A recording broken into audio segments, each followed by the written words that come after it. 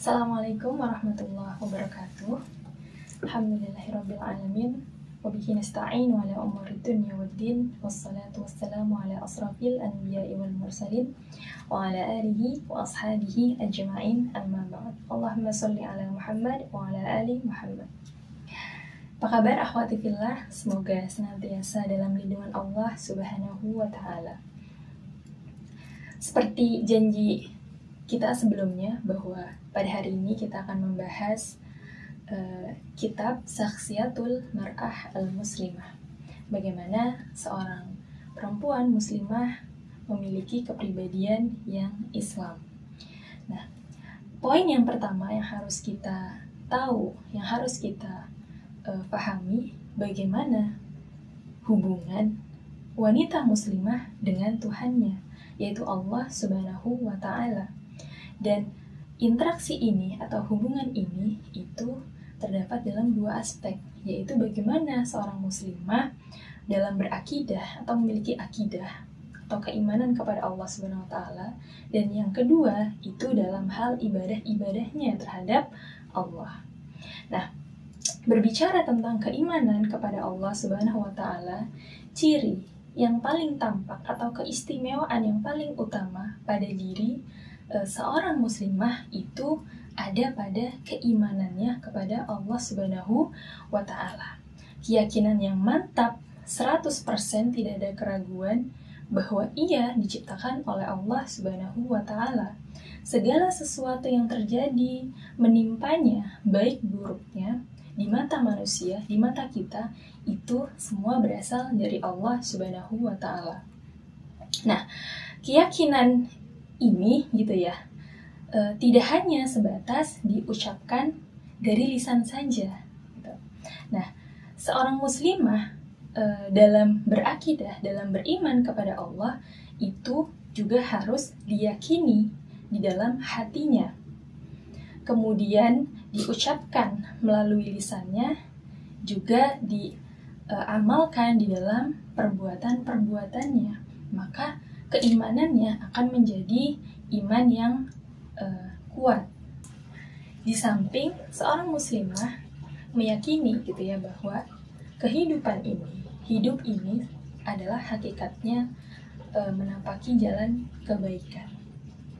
Nah, seraya bertawakal penuh gitu ya kepada Allah Subhanahu wa Ta'ala, dan juga menyerahkan gitu ya. Bertawakal itu artinya menyerahkan segala urusan kita hanya kepada Allah Subhanahu wa Ta'ala. Juga apa? Senantiasa yakin gitu ya, bahwa ketika kita bertawakal penuh kepada Allah, ketika kita sudah yakin kepada Allah Subhanahu wa Ta'ala, maka Allah juga akan menolong orang-orang yang senantiasa membutuhkan kepada Allah Subhanahu wa Ta'ala. Nah, peristiwa yang penting gitu ya, yang bisa kita ambil hikmah dan ibrahnya yang sepanjang masa itu dikenang oleh kaum muslimah khususnya gitu ya, yaitu kisah Siti Hajar. Siti Hajar adalah istri dari Nabi Ibrahim alaihissalam. Ketika Siti Hajar ditinggal oleh Ibrahim alaihissalam bersama dengan anak yang masih disusuinya, yaitu Ismail alaihissalam, di tengah-tengah gurun pasir dekat Baitul Haram pada saat itu. Tidak ada orang, tidak ada tumbuhan, hanya ada gurun pasir dan juga teriknya matahari yang menyengat kala itu.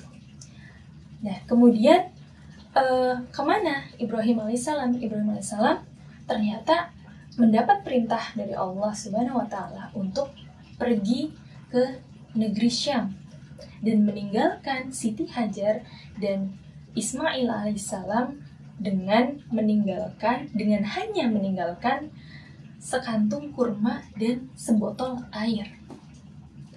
Nah, coba bayangkan, apa itu cukup? Mungkin kalau kita yang merasakan itu sangat kurang gitu ya, karena di tengah teriknya matahari tentu kita pasti akan membutuhkan air yang lebih banyak dari biasanya.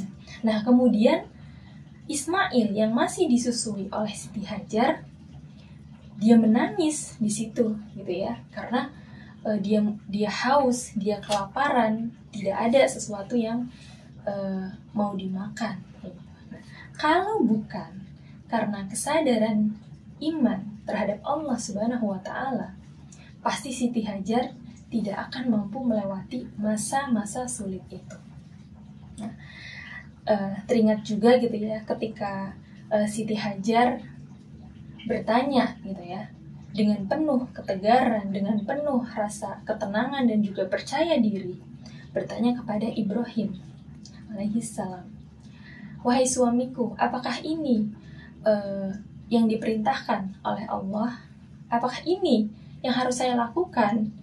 Dan itu adalah perintah dari Allah Subhanahu wa Ta'ala.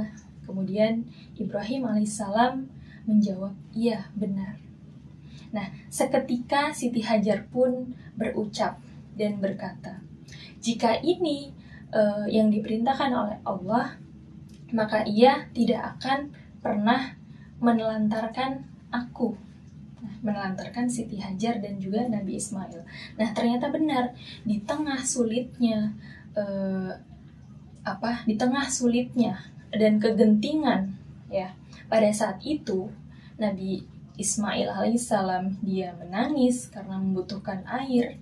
Kemudian Siti Hajar kesana kemari mencari pertolongan, mencari sumber air, ternyata tidak ada, itu kan? Nah, ini juga yang menjadi kisah yang luar biasa gitu ya, yang diingat oleh jamaah haji dan umroh hingga detik ini. Ketika Ketika mereka merasakan seteguk air suci Zam-Zam.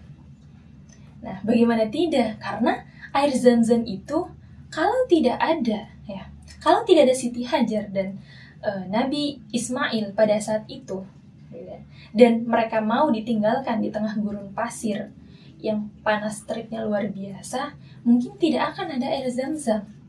Ketika istrinya pada saat itu menolak, mungkin tidak akan ada air Zam-Zam yang bisa kita nikmati, yang bisa para jamaah haji dan umrah nikmati di Makkah Al-Mukarramah. Kesadaran iman inilah yang seharusnya dimiliki oleh kita, oleh wanita-wanita muslimah. Keyakinan penuh bahwa Allah akan senantiasa memberikan kemudahan di setiap ikhtiar dan tawakal kita. Dan Allah senantiasa membersamai hamba-hamba kapanpun dan dimanapun kita berada. Poin yang kedua, bagaimana seorang muslimah ketika dia memiliki kepribadian yang Islam, maka itu akan terlihat dari bagaimana amalan-amalan ibadahnya kepada Allah Subhanahu wa Ta'ala, bagaimana taqarrubnya terhadap Allah,